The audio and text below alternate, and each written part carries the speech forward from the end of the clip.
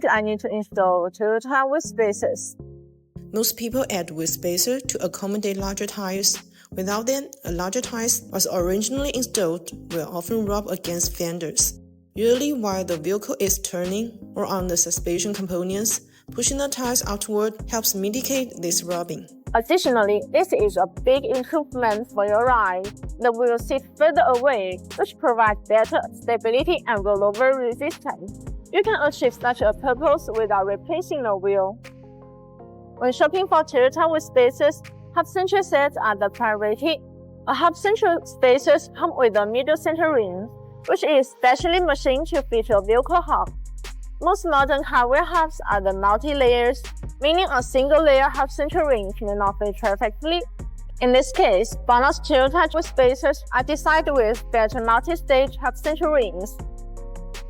The multi-layer design provides the ability to fit the corresponding hub spacers. This eliminates any potential gap, ensuring a perfect installation. As a reliable, precise Hub-Centric wheel spacers manufacturer, BONOSS is always maintaining the highest quality and best fitment. For connecting parts, the higher the precision, the better the performance.